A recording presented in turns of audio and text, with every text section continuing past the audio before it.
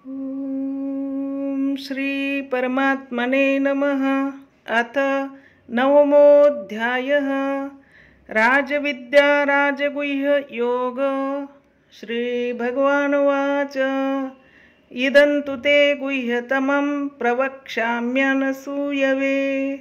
ज्ञानं विज्ञानसहितं यज्ञात्वा मोक्षसे शुभात्। राजविद्या राजगुह्यं पवित्रमिदमुत्तमं। प्रत्यक्षावगमं धर्मं सुसुखं कर्तुमव्ययम्। अश्रद्धधानः पुरुषा धर्मस्यास्य परन्तप।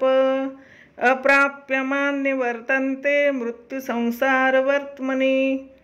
मया ततमिदं सर्वं जगद्व्यक्तमूर्तिना। मत्स्थानि सर्वभूतानि न चाहं तेष्वस्थितः। न च मत्स्थानि भूतानि पश्य मे योगमैश्वरम्। भूतभृन्नच्च भूतस्थो ममात्मा भूतभावनः। यथाकाशस्थितो नित्यं वायुः सर्वत्र गो महान्। तथा सर्वाणि भूतानि मत्स्थानीत्युपधारय। सर्वभूतानि कौन्तेय प्रकृतिं यान्ति मामिकाम्। कल्पक्षये पुनस्तानि कल्पादौ विसृजाम्यहम्। प्रकृतिं स्वामवष्टभ्य विसृजामि पुनः पुनः। भूतग्राममिमं कृत्स्नमवशं प्रकृतेर्वशात्। न च मान्तानि कर्माणि निबध्नन्ति धनञ्जय। उदासीनवदासीनमसक्तं तेषु कर्मसु।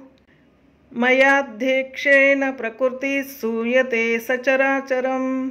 हेतुनानेन कौन्तेय जगद्विपरिवर्तते। अवजानन्ति मां मूढा मानुषीं तनुमाश्रितं। परं भावमजानन्तो मम भूतमहेश्वरम्। मोघाशामोघकर्माणो मोघज्ञानाविचेतसः। राक्षसीमासुरीं चैव प्रकृतिं मोहिनीं श्रिताः। महात्मनस्तु मां पार्थ दैवीं प्रकृतिमाश्रिताः। भजन्त्यनन्यमनसो ज्ञात्वा भूतादिमव्ययम्। सततं कीर्तयन्तो मां यतन्तश्च दृढव्रताः। नमस्यन्त्यश्च मां भक्त्या नित्ययुक्ता उपासते। ज्ञानयज्ञेन चाप्यन्ये यजन्तो मामुपासते। एकत्वेन पृथक्त्वेन बहुधा विश्वतोमुखम्। अहं क्रतुरहं यज्ञस्वधाहमहमौषधम्। मन्त्रोऽहमहमेवाज्यमहमग्निरहं हुतम्। पिताहमस्य जगतो माता धाता पितामहः। वेद्यं पवित्रमोङ्कार रुक्साम यजुरेव च।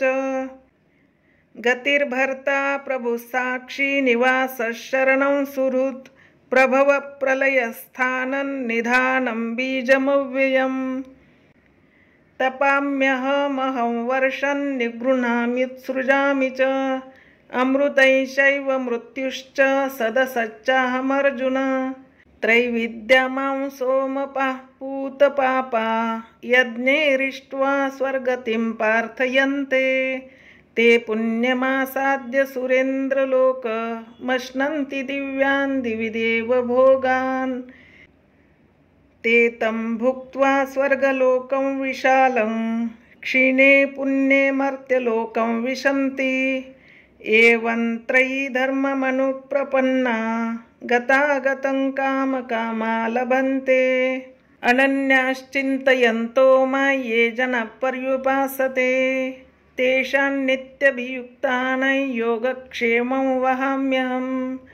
येऽप्यन्यदेवता भक्ता यजन्ते श्रद्धयान्विताः। तेऽपि मामेव कौन्तेय यजन्त्य विधिपूर्वकम्। अहं हि सर्वयज्ञानां भोक्ता च प्रभुरेव च। न तु मामभिजानन्ति तत्त्वेनातश्च्यवन्ति ते। यान्ति देवव्रता देवान् पितॄन् यान्ति पितृव्रताः। भूतानि यान्ति भूतेज्या यान्ति मद्याजिनोऽपि माम्।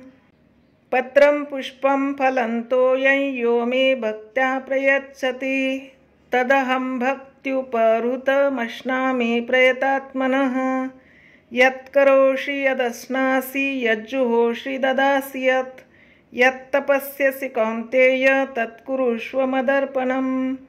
शुभाशुभफलैरेवं मोक्षसे कर्मबन्धनैः सन्न्यासयोगयुक्तात्मा विमुक्तो मामुपैष्यसि। समोऽहं सर्वभूतेषु न मे द्वेष्योऽस्ति न प्रियः। ये भजन्ति तु मां भक्त्या मयि ते तेषु चाप्यहम्। अपि चेत् सुदुराचारो भजते मामनन्यभाक् साधुरेव स मन्तव्यः सम्यग् व्यवसितो हि सः। क्षिप्रं भवति धर्मात्मा शाश्वतशान्तिं निगच्छति। कौन्तेय प्रतिजानीहि न मे भक्तः प्रणश्यति। मां हि पार्थ व्यपाश्रित्य एपि स्युः पापयोनयः। श्रियो वैश्यास्तथा शूद्रास्तेऽपि यान्ति परां गतिम्। किं पुनर्ब्राह्मणः पुण्या भक्ता राजर्षयस्तथा। अनित्यमसुखल्लोकमिमं प्राप्य भजस्व माम्। मन्मना भव मद्भक्तो मद्याजी मां नमस्कुरु। मामे वैश्यसि युक्त्वैव मात्मानं मत्परायणः।